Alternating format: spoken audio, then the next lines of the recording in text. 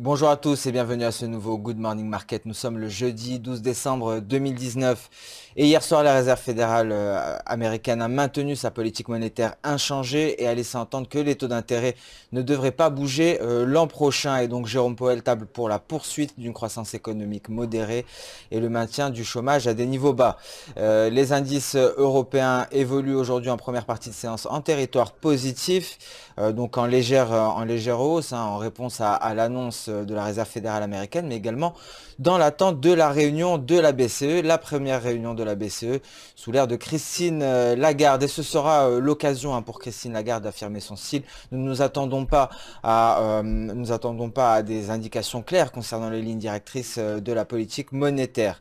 Et à noter également que la Banque Centrale Européenne devrait opter pour le statu quo. Mais c'est également aujourd'hui le jour du début des élections législatives britanniques, des élections qui ont débuté à 8 heures et qui prendront fin à 23 heures, l'heure à laquelle nous prendrons connaissance du premier sondage de sortie des urnes. Alors tous les grands sondages indiquent une majorité conservatrice et le GBP se maintient sur des sommets face au dollar américain. Alors nous allons passer sans plus tarder au calendrier économique du jour avant de faire une revue des différents marchés.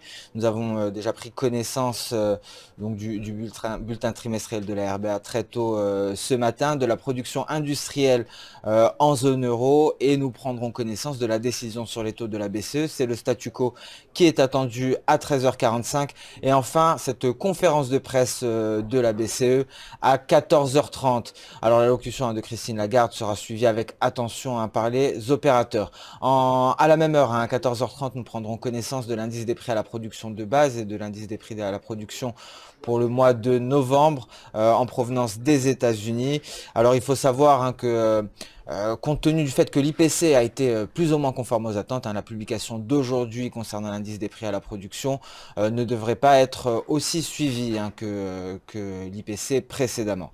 Alors nous allons passer sans plus tarder sur la plateforme Xstation 5 et nous allons débuter par le dollar index qui représente le biais vert face à un panier de 6 devises majeures, le biais vert qui s'est replié hier face à la décision de la Réserve fédérale américaine et donc le biais vert qui est venu se placer sur ce support, un support que nous avions déjà testé au début, à la fin du mois d'octobre, mais également au début du mois de novembre et donc actuellement le dollar index est en léger rebond. Alors ce repli du biais vert s'est traduit par une impulsion haussière de l'euro-dollar. L'euro-dollar qui est venu rallier ici cet objectif NT situé aux alentours des 1,1130 et l'euro-dollar qui est actuellement en repli. Donc cette réunion du FOMC a permis donc de replier, a permis un repli du biais vert, mais surtout à l'euro-dollar de franchir cette trendline. Alors une trendline que l'euro-dollar a testé à maintes reprises sans parvenir à s'en affranchir, même récemment, nous avons eu plusieurs tests et cette trendline a renvoyé même les cours de l'euro-dollar dans le nuage journalier. Et hier donc c'était bien un franchissement auquel nous avons assisté, donc cette trendline qui a été franchie et qui pourrait être testée en tant que support actuellement, donc une inversion de polarité, une trendline qui était résistance qui pourrait redevenir support suite à la BCE et donc nous suivrons avec attention l'euro-dollar ici qui pourrait donner un excellent point d'entrée avec en vue de rallier ici la trendline de long terme. Nous allons passer à présent sur les indices boursiers. Nous allons débuter par le DAX. Le DAX qui était venu tester ici cette résistance et qui se retire actuellement, donc qui repart légèrement à la baisse. Nous allons constater ce mouvement en données H4 et constater cette résistance qui a freiné le DAX ici, très exactement le niveau des 13 205, une extension de palier de SSB que le DAX est venu chercher avant de se retirer. Donc si le repli se poursuit, le DAX pourrait venir tester ici les 13 132. Pourquoi pas initier une nouvelle impulsion haussière afin de s'affranchir de cette résistance, ce qui pourrait lui permettre de rallier donc les 13 290, donc aux portes des 13 300 pour le DAX.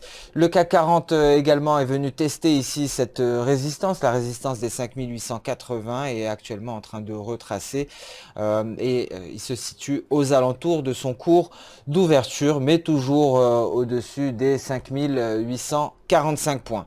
Alors les indices américains, bien entendu, ont clôturé en territoire positif et se rapprochent de plus en plus de leur sommet, des sommets qui pourraient être franchis. Donc on pourrait marquer de nouveaux records, hein. Seul le Nasdaq, hein, tout de même, n'est pas parvenu à décoller ici de ce niveau, le niveau des 27 900 environ.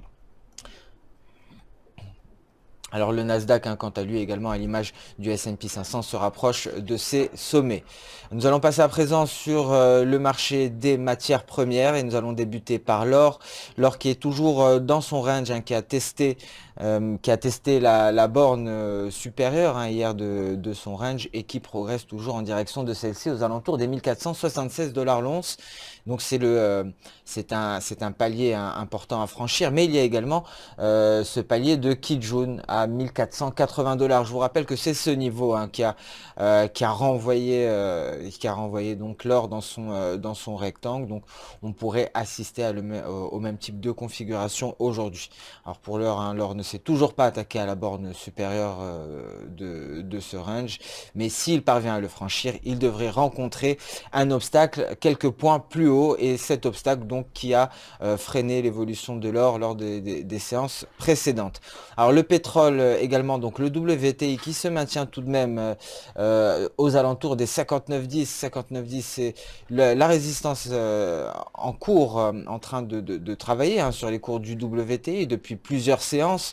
Le WTI tente actuellement de franchir ce niveau. S'il y a une validation du franchissement de ce niveau, on pourrait aller monter aux alentours des 60 $. Tout de même, attention, hein, il y a eu plusieurs tests, le WTI n'est pas parvenu à s'affranchir de ce niveau. Hier, le WTI s'est fortement replié, cela a fait suite à la publication de la variation des stocks hebdomadaires de brut aux États-Unis, faisant état donc d'une augmentation des stocks lorsqu'une contraction était attendue. Et donc aujourd'hui, le WTI est de retour en territoire positif, en train de tester actuellement les 59,10. Et le café qui poursuit donc sa hausse après avoir atteint notre dernier objectif, l'objectif des 132 $. Actuellement, le café est aux alentours est légèrement au-dessus des 135 $ et pourrait poursuivre donc sa progression haussière. Je vous rappelle que le café est corrélé négativement avec l'USD-BRL, et donc la hausse du café est alimenté également par cette baisse de l'USD-BRL, l'USD-BRL qui avait marqué de nouveaux sommets, hein, précédemment, et qui se replie actuellement, qui est venu tester sa Kijun journalière, qui a clôturé très exactement à ce niveau.